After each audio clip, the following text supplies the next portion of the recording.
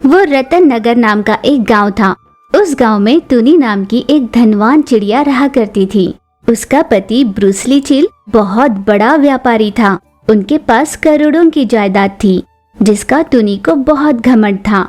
मुझे किसी से बात करने की क्या जरूरत, और मुझे किसी की जरूरत भी नहीं, यूं सोचा करती थी टुनी। पैसों का घमंड उस पर इतना चढ़ा था कि वो किसी से आदर से बात नहीं करती थी। उसके घर पर आने वाले सभी को वो खुद से बहुत छोटा मानती थी। यही वजह थी कि टुनी के घर पर कोई जाना पसंद नहीं करता था। औरों की तो छोड़ ही दो, खुद की बहन छोटू से भी वो अपमानजनक बातें करती थी। यूं ही दिन बीत रहे थे। एक दिन किसी खास कारण से छोटू तोता उसके पास आई। दीदी, मुझे थोड़ी पैसों की जरूरत है। कुछ पैसे देकर मेरी सहायता कर दो। मेरी समझ में नहीं आ रहा था कि मैं कहाँ जाऊँ, इसलिए यहाँ पर आई हूँ। मेरे पति अस्पताल में हैं। 5 लाख की जरूरत है, वरना डॉक्टर ने कहा है उनकी जान को खतरा हो सकता है। दीदी, मुझ पर रहम करो, मेरी मदद कर दो। ये सुन टुनी ने कहा, क्या कहा? 5 लाख रुपए? हाँ, तूने क्या सोचा पैसे क्या पेड़ पर उगते हैं? पूरे 5 लाख ऐसे पूछ रही है जैसे 5 रुपए पूछ रही हो। मेरी प्यारी बहना, यहाँ पैसे रखने के लिए ये कोई बैंक नहीं है कि लॉकर से निकाले और तुम्हें दे दिए। यूं पैसे बांट देने के लिए ये कोई धर्मशाला नहीं।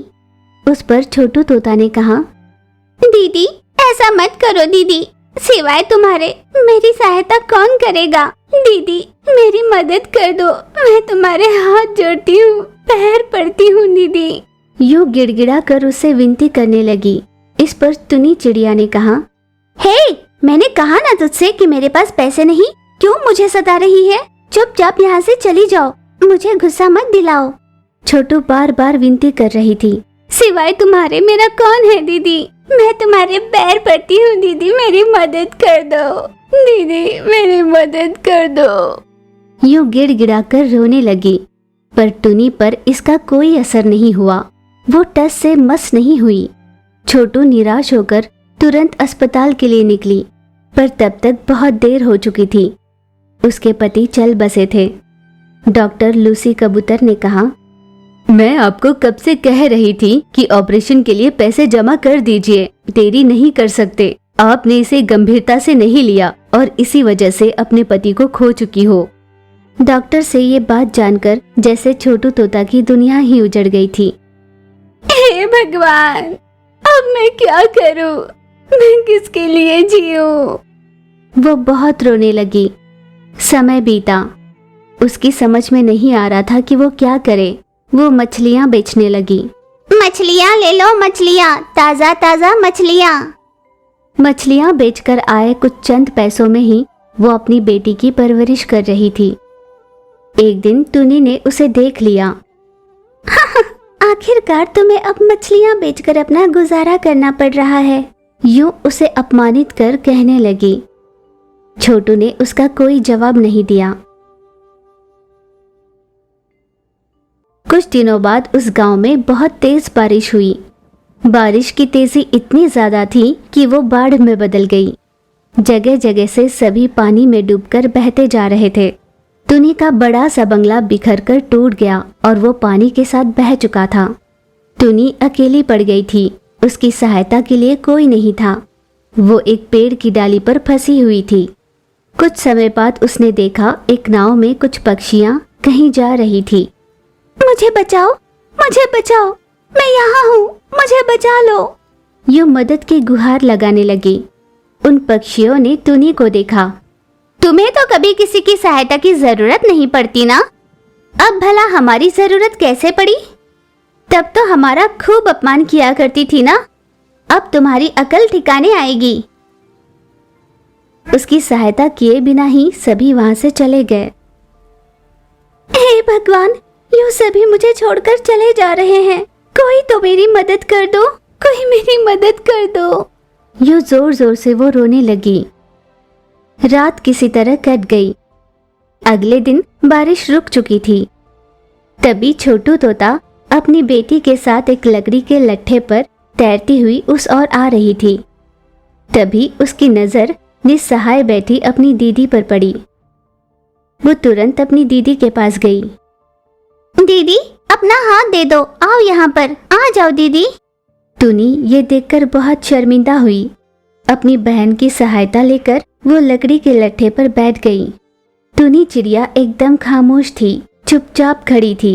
लंबा सफर तय कर वे दोनों एक गांव पहुंचे।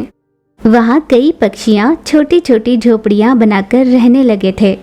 छोटू तोता ने भी अपने रहने के लिए एक छोटी सी झोपड़ी बना ली।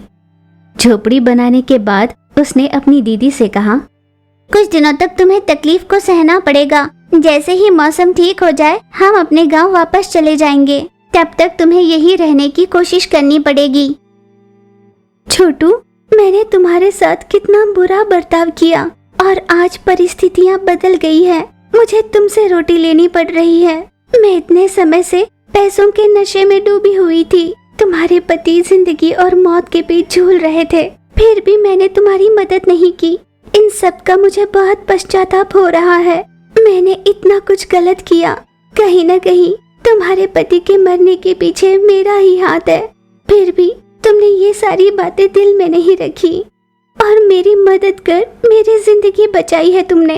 आज मेरी समझ में आ गया है कि पैसा ही सब कुछ नहीं है। जरूरत के समय अपने दोस्त या रिश्तेदारों का साथ होना सबसे ज्यादा जरूरी है। तुम्हारे पति मेरे हर बर्ताव के लिए मैं तुमसे माफी मांगती हूँ बहना।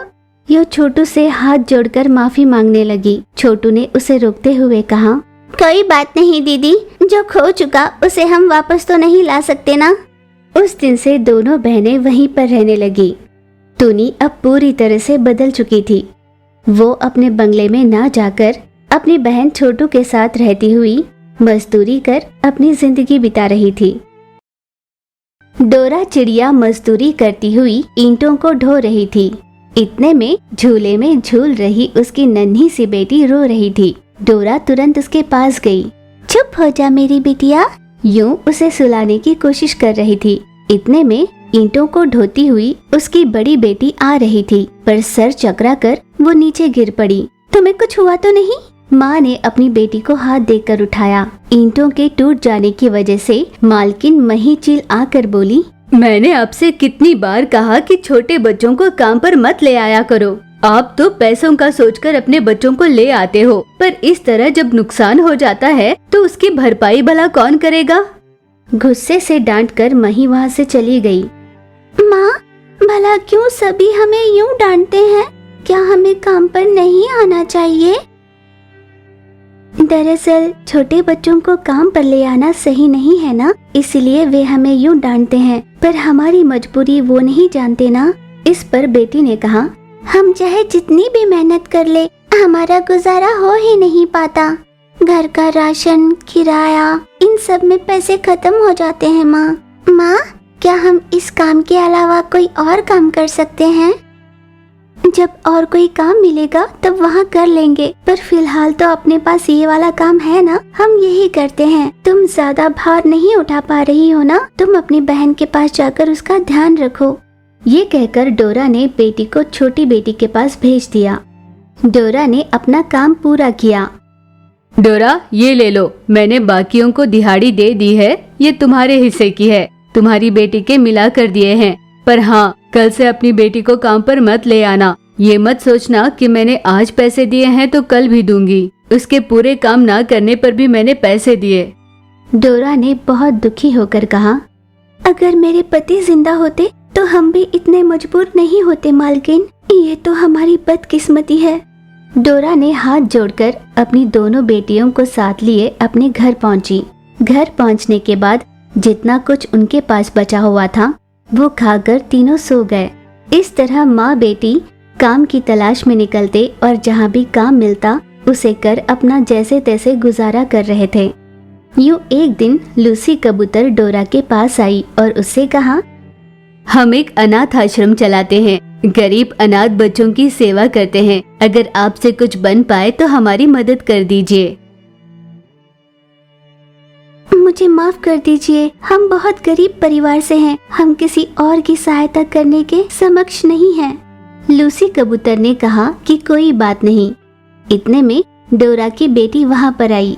लूसी ने उसे देखकर कहा, आपकी बेटी तो बहुत सुंदर है। कौन सी कक्षा में पढ़ रही हो बेटा? मैं कभी पाठशाला नहीं गई। मैं माँ के साथ काम करने जाती हूँ।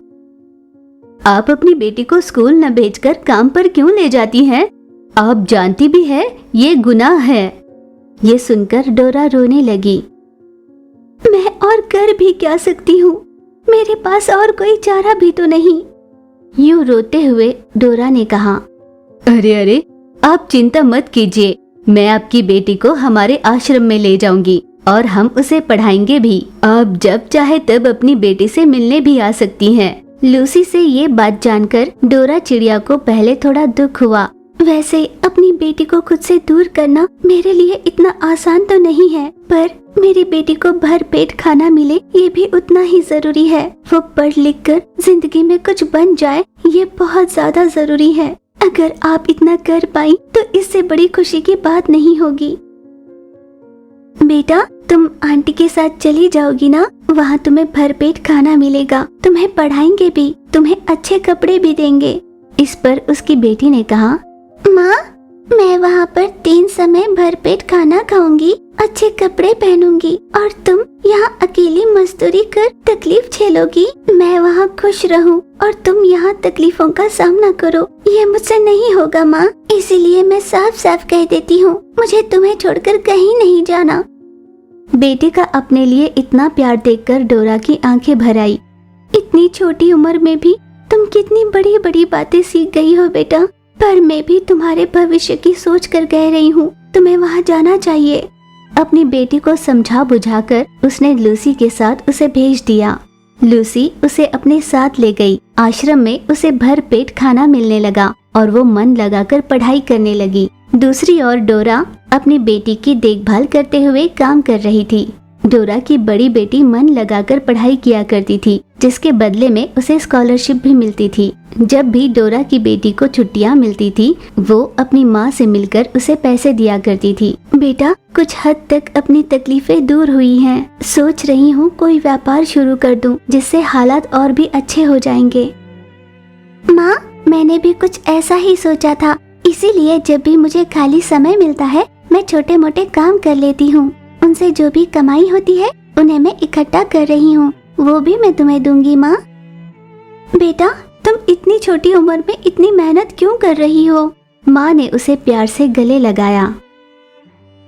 डोरा के जमा किए हुए पैसे और बेटी के दिए हुए पैसों से उन्होंने अपना एक व्यापार शुरू किया। उनका व्यापार बहुत अच्छे से चलने लगा।